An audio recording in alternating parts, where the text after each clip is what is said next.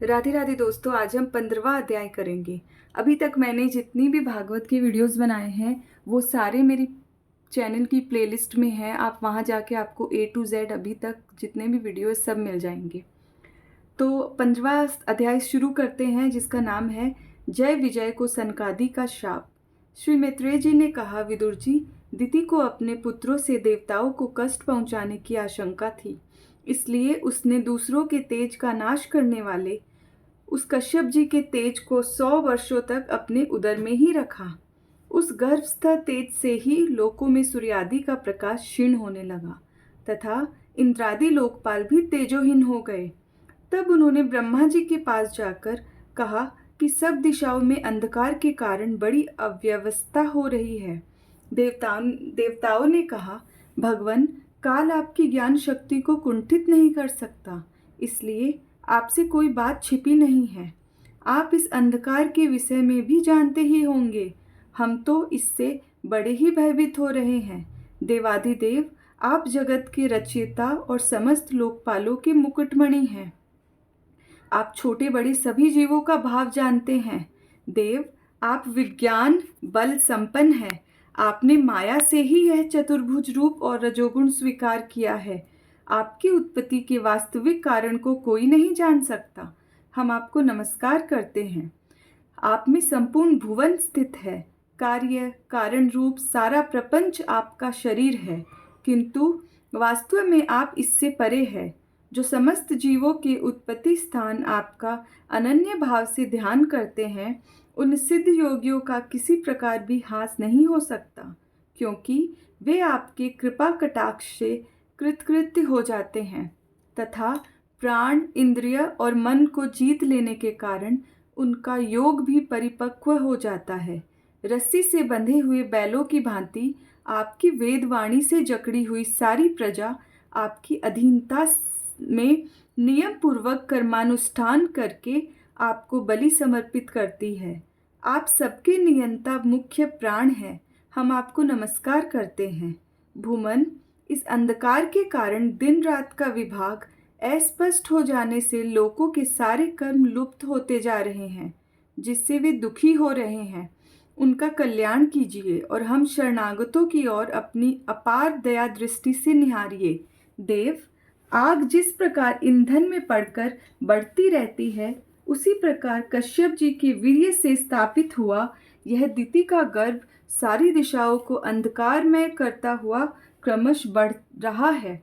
श्री मैत्रेय जी कहते हैं, महाबाहो, देवताओं की प्रार्थना सुनकर भगवान ब्रह्मा जी हंसे और उन्हें अपनी मधुर वाणी से आनंदित करते हुए कहने लगे।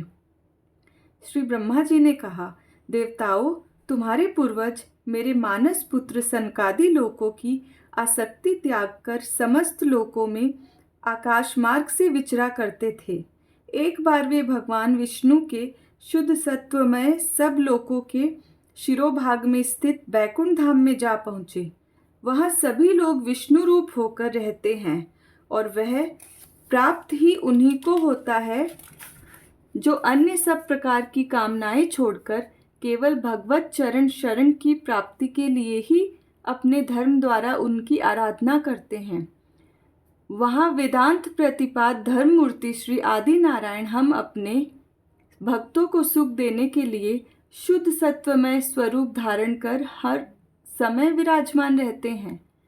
उस लोक में नैश्रेयस नाम का एक वन है, जो मूर्तिमान कैवल्य सा ही जान पड़ता है।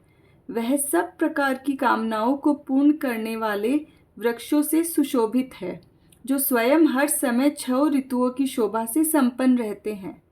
वहाँ विमानचारी गंधर्व गण अपनी प्रियाओं के सहित अपने प्रभु की पवित्र लीलाओं का गान करते रहते हैं, जो लोगों की संपूर्ण पाप राशि को भस्म कर देने वाली है। उस समय सरोवरों में खिली हुई मकरंद पूर्ण वासंतिक माधवी लता की सुमधुर गंध उनके चित्त को अपनी ओर खींचना चाहती है, परंतु वे उसकी ओर ध्यान ही नहीं देते, वरन उस गंध को उड़ाकर लाने वाले वायु को ही बुरा भला कहते हैं। जिस समय भ्रमर राज ऊंचे स्वर से गुंजार करते हुए मानो हरि कथा का गान करते हैं, उस समय थोड़ी देर के लिए कबूतर, कोयल, सारस, चकवे, पपीहे, हंस, तोते, तीतर और मोरों का कोलाहल बंद हो जाता है, मानो वे भी उस कीर्तनानंद में बेसुध हो जाते हैं।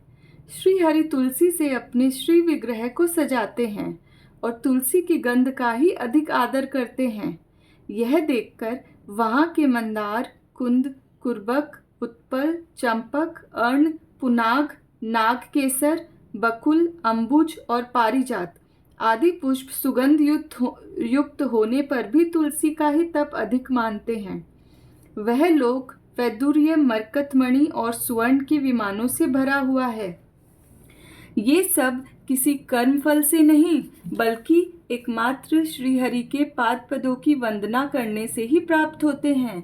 उन विमानों पर चढ़े हुए कृष्ण प्राण भगवत भक्तों के चितों में बड़े बड़े नितंबों वाली सुमुखी सुंदरिया भी अपनी मंद मुस्कान एवं मनोहर हास परिहास से काम विकार नहीं उत्पन्न कर सकती।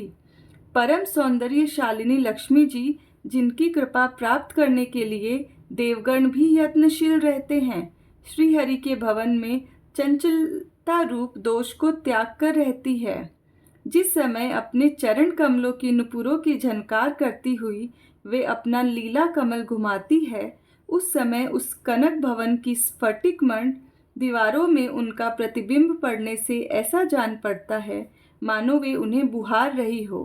प्यारे देवताओं, जिस समय दासियों को साथ लिए वे अपने क्रीड़ावन में तुलसी दल द्वारा भगवान का पूजन करती है, तब वहाँ के निर्मल जल से भरे हुए सरोवरों में, जिनमें मूंगे के घाट बने हुए हैं, अपना सुंदर अलकावली और उन्नत नासिका से सुशोभित मुखारविंद देखकर यह भगवान का चुंबन किया हुआ है, यो जानकर उसे बड़ा सौभाग्यशाली समझती है। जो लोग भगवान की पापापहारिणी लीला कथाओं को छोड़कर बुद्धि को नष्ट करने वाली अर्थ काम संबंधिनी अन्य निंदित कथाएं सुनते हैं, वे उस वैकुंठ लोक में नहीं जा सकते। हाय, जब वे अभागे लोग इन सारहीन बातों को सुनते हैं, तब ये उनके पुण्यों को नष्ट कर उन्हें आश्रयहीन घोर नरकों में डाल देती है। आहा, इस मनुष्य योनि की बड़ी महिमा है। हम देवता लोग भी इसकी चाह करते हैं। इसी में तत्व ज्ञान और धर्म की भी प्राप्ति हो सकती है।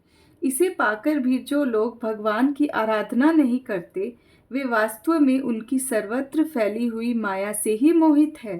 देवाधिदेव श्री हरि का निरंतर चिंतन करते रहने के कारण जिनसे यमराज दूर रहते हैं, आपस में प्रभु के सुयश की चर्चा चलने पर अनुरागजन्य विहलतावश जिनके नेत्रों से अविरल अश्रुधारा बहने लगती है तथा शरीर में रोमांच हो जाता है, और जिनके से शील स्वभाव की हम लोग भी इच्छा करते हैं, वे परम भागवत ही हमारे लोकों से ऊपर उस वैकुंठ धाम में जाते हैं। जिस समय सनकादि मुनि विश्व गुरु श्री हरि के निवास स्थान संपूर्ण लोकों के वंदनीय और श्रेष्ठ देवताओं के विचित्र विमानों से विभूषित उस परम दिव्य और अद्भुत वैकुंठ धाम में अपने योग बल से पहुँचे, तब उन्हें बड़ा ही आनंद हुआ। भगवत दर्शन की लालसा से अन्य दर्शनीय सामग्री की उपेक्षा करते हुए वैकुंठ धाम की 6 ड्योढ़ियां पार करके जब वे 7वीं पर पहुँचे, तब वहाँ उन्हें हाथ में गदा लिए 2 समान आयु वाले देव श्रेष्ठ दिखलाई दिए, जो बाजूबंद, कुंडल और किरीट आदि अनेकों अमूल्य आभूषणों से अलंकृत थे। उनकी 4 श्यामल भुजाओं के बीच में मतवाले मधुकरों से गुंजायमान वनमाला सुशोभित थी तथा बांकी भौहें फड़कते हुए नासिका रंध्र और अरुण नयनों के कारण उनके चेहरे पर कुछ शोभ के से चिन्ह दिखाई दे रहे थे। उनके इस प्रकार देखते रहने पर भी वे मुनिगण उनसे बिना कुछ पूछताछ किए, जैसे सुवर्ण और वज्रमय किवाड़ों से युक्त पहली 6 ड्योढ़ी लांघकर आए थे, उसी प्रकार उनके द्वार में भी घुस गए। उनकी दृष्टि तो सर्वत्र समान थी और वे निशंक होकर सर्वत्र बिना किसी रोक टोक के विचरते थे। वे चारों कुमार पूर्ण तत्वज्ञ थे तथा ब्रह्मा की सृष्टि में आयु में सबसे बड़े होने पर भी देखने में 5 वर्ष के बालकों से जान पड़ते थे और दिगंबर वृत्ति से रहते थे। उन्हें इस प्रकार निसंकोच रूप से भीतर जाते देख उन द्वारपालों ने भगवान के शील स्वभाव के विपरीत सनकादि के तेज की हंसी उड़ाते हुए उन्हें बेंत अड़ाकर रोक दिया। यद्यपि वे ऐसे दुर्व्यवहार के योग्य नहीं थे। जब उन द्वारपालों ने वैकुंठवासी देवताओं के सामने पूजा के सर्वश्रेष्ठ पात्र उन कुमारों को इस प्रकार रोका, तब अपने प्रियतम प्रभु के दर्शनों में विघ्न पड़ने के कारण उनके नेत्र सहसा कुछ कुछ क्रोध से लाल हो उठे और वे इस प्रकार कहने लगे। मुनियों ने कहा, अरे द्वारपालों, जो लोग भगवान की महती सेवा के प्रभाव से इस लोक को प्राप्त होकर यहाँ निवास करते हैं, वे तो भगवान के समान ही समदर्शी होते हैं। तुम दोनों भी उन्हीं में से हो, किंतु तुम्हारे स्वभाव में यह विषमता क्यों है? भगवान तो परम शांत स्वरूप है, उनका किसी से विरोध भी नहीं है। फिर यहाँ ऐसा कौन है जिस पर शंका की जा सके? तुम स्वयं कपटी हो, इसी से अपने ही समान दूसरों पर शंका करते हो। भगवान के उदर में यह सारा ब्रह्मांड स्थित है, इसलिए यहाँ रहने वाले ज्ञानी जन सर्वात्मा श्रीहरि से अपना कोई भेद नहीं देखते, बल्कि महाकाश में घटाकाश की भांति उनमें अपना अंतर्भाव देखते हैं। तुम तो देव रूपधारी हो, फिर भी तुम्हें ऐसा क्या दिखाई देता है जिससे तुमने भगवान के साथ कुछ भेदभाव के कारण होने वाले भय की कल्पना की? तुम हो तो इन भगवान बैकुंठनाथ के पार्षद, किंतु तुम्हारी बुद्धि बहुत मंद है। अतएव तुम्हारा कल्याण करने के लिए हम तुम्हारे अपराध के योग्य दंड का विचार करते हैं। तुम अपनी भेद बुद्धि के दोष से इस बैकुंठ लोक से निकलकर उन पापमय योनियों में जाओ, जहाँ काम, क्रोध, लोभ प्राणियों के ये 3 शत्रु निवास करते हैं। सनकादि के ये कठोर वचन सुनकर और ब्राह्मणों के शाप को किसी भी प्रकार के शस्त्र समूह से निवारण होने योग्य न जानकर श्रीहरि के वे दोनों पार्षद अत्यंत दीन भाव से उनके चरण पकड़कर पृथ्वी पर लौट गए। वे जानते थे कि उनके स्वामी श्रीहरि भी ब्राह्मणों से बहुत डरते हैं। फिर उन्होंने अत्यंत आतुर होकर कहा, भगवान, हम अवश्य अपराधी हैं, अतः आपने हमें जो दंड दिया है वह उचित ही है और वह हमें मिलना ही चाहिए। हमने भगवान का अभिप्राय न समझकर उनकी आज्ञा का उल्लंघन किया है। इससे हमें जो पाप लगा है वह आपके दिए हुए दंड से सर्वथा धुल जाएगा। किंतु हमारी इस दुर्दशा का विचार करके यदि करुणावश आपको थोड़ा सा भी अनुताप हो तो ऐसी कृपा कीजिए कि जिससे उन अधम योनियों में जाने पर भी हमें भगवत स्मृति को नष्ट करने वाला मोह न प्राप्त हो। इधर जब साधुजनों के हृदय धन भगवान कमलनाभ को मालूम हुआ कि मेरे द्वारपालों ने सनकादि साधुओं का अनादर किया है, तब वे लक्ष्मी जी के सहित अपने उन्हीं श्री चरणों से चलकर वहां पहुँचे, जिन्हें परमहंस मुनिजन भी ढूंढते रहते हैं, सहज में नहीं पाते नहीं। सनकादि ने देखा कि उनकी समाधि के विषय श्री बैकुंठनाथ स्वयं उनके नेत्र गोचर होकर पधारे हैं। उनके साथ साथ पार्षदगण छत्र चामरादि लिए चल रहे हैं तथा प्रभु के दोनों ओर राजहंस के पंखों के समान 2 श्वेत चंवर ढुलाए जा रहे हैं। उनकी शीतल वायु से उनके श्वेत छत्र में लगी हुई मोतियों की झालर हिलती हुई ऐसी शोभा दे रही है मानो चंद्रमा की किरणों से अमृत की बूंदें झर रही हो। प्रभु समस्त सद्गुणों के आश्रय है। उनकी सौम्य मुख मुद्रा को देखकर जान पड़ता था मानो वे सभी पर अनवरत कृपा सुधा की वर्षा कर रहे हैं। अपनी स्नेहमयी चितवन से वे भक्तों का हृदय स्पर्श कर रहे थे तथा उनके सुविशाल श्याम वक्षस्थल पर स्वर्ण रेखा के रूप में जो साक्षात लक्ष्मी विराजमान थी, उनसे मानो वे समस्त दिव्य लोकों के चूड़ामणि वैकुंठ धाम को सुशोभित कर रहे थे। उनके पीताम्बर मंडित विशाल नितंबों पर झिलमिलाती हुई करधनी और गले में भ्रमों से मुखरित वनमाला विराजमान रही थी तथा वे कलाइयों में सुंदर कंगन पहने अपना एक हाथ गरुड़ जी के कंधे पर रख दूसरे से कमल का पुष्प घुमा रहे थे। उनके अमोल कपोल बिजली की प्रभा को भी लजाने वाले मकराकृति कुंडलों की शोभा बढ़ा रहे थे। उभरी हुई सुघड़ नासिका थी, बड़ा ही सुंदर मुख था। सिर पर मणिमय मुकुट विराजमान था तथा चारों भुजाओं के बीच महामूल्यवान मनोहर हार की और गले में कौस्तुभ मणि की अपूर्व शोभा थी। भगवान का श्री विग्रह बड़ा ही सौंदर्यशाली था। उसे देखकर भक्तों के मन में ऐसा वितर्क होता था कि इसके सामने लक्ष्मी जी का सौंदर्याभिमान भी गलित हो गया है। ब्रह्मा जी कहते हैं, देवताओं, इस प्रकार मेरे महादेव जी के और तुम्हारे लिए परम सुंदर विग्रह धारण करने वाले श्रीहरि को देखकर सनकादि मुनीश्वरों ने उन्हें प्रणाम किया। उस समय उनकी अद्भुत छवि को निहारते निहारते उनके नेत्र तृप्त नहीं होते थे। सनकादि मुनीश्वर निरंतर ब्रह्मनंद में निमग्न रहा करते थे, किंतु जिस समय भगवान कमल नयन के चरणार विंद मकरंद से मिली हुई तुलसी मंजरी के गंध से सुवासित वायु ने नासिका रंध्रों के द्वारा उनके अंतःकरण में प्रवेश किया, उस समय वे अपने शरीर को संभाल न सके और उस दिव्य गंध ने उनके मन में भी खलबली पैदा कर दी। भगवान का मुख नील कमल के समान भी था। अति सुंदर अधर और कुंदकली के समान मनोहर हाथ से उसकी शोभा और भी बढ़ गई थी। उसकी झांकी करके वे कृत हो गए और फिर पद्राग के समान लाल लाल नखों से सुशोभित उनके चरण कमल देखकर वे उन्हीं का ध्यान करने लगे। इसके पश्चात वे मुनिगण अन्य साधनों से सिद्ध न होने वाली स्वाभाविक अष्ट सिद्धियों से संपन्न हरि की स्तुति करने लगे, जो योग मार्ग द्वारा मोक्ष पद की खोज करने वाले पुरुषों के लिए उनके ध्यान का विषय अत्यंत आदरणीय और नयनानंद की वृद्धि करने वाला पुरुष रूप प्रकट करते हैं।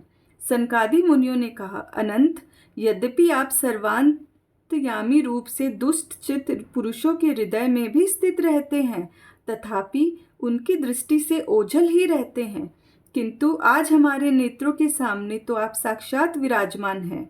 प्रभु, जिस समय आपसे उत्पन्न हुए हमारे पिता ब्रह्मा जी ने आपका रहस्य वर्णन किया था, उसी समय श्रवण रंधु द्वारा हमारी बुद्धि में तो आप आ विराजे थे, किंतु प्रत्यक्ष दर्शन का महान सौभाग्य तो हमें आज ही प्राप्त हुआ है। भगवान, हम आपको साक्षात परमात्म तत्व ही जानते हैं। इस समय आप अपने विशुद्ध सत्वमय विग्रह से अपने इन भक्तों को आनंदित कर रहे हैं। आपकी इस सगुण साकार मूर्ति को राग और अहंकार से मुक्त मुनिजन आपकी कृपा दृष्टि से प्राप्त हुए शुद्ध भक्ति योग के द्वारा अपने हृदय में उपलब्ध करते हैं। प्रभु, आपका सुयश अत्यंत कीर्तनीय और सांसारिक दुखों की निवृत्ति करने वाला है।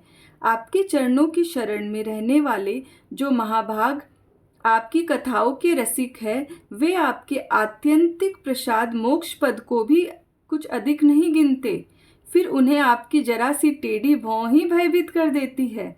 उन इंद्र पद आदि अन्य भोगों के विषय में तो कहना ही क्या है। भगवान, यदि हमारा चित्त भौरे की तरह आपके चरण कमलों में ही रमण करता रहे, हमारी वाणी तुलसी के समान आपके चरण संबंध से ही सुशोभित हो और हमारे कान आपकी सुयश सुधा से परिपूर्ण रहे, तो अपने पापों के कारण भले ही हमारा जन्म नरकादि योनियों में हो जाए, इसकी हमें कोई चिंता नहीं है। विपुल कीर्ति प्रभु, आपने हमारे सामने जो यह मनोहर रूप प्रकट किया है, उससे हमारे नेत्रों को बड़ा ही सुख मिला है। विषयासक्त अजितेंद्रिय पुरुषों के लिए इसका दृष्टिगोचर होना अत्यंत कठिन है। आप साक्षात भगवान हैं और इस प्रकार स्पष्टतया हमारे नेत्रों के सामने प्रकट हुए हैं। हम आपको प्रणाम करते हैं। राधे राधे दोस्तों।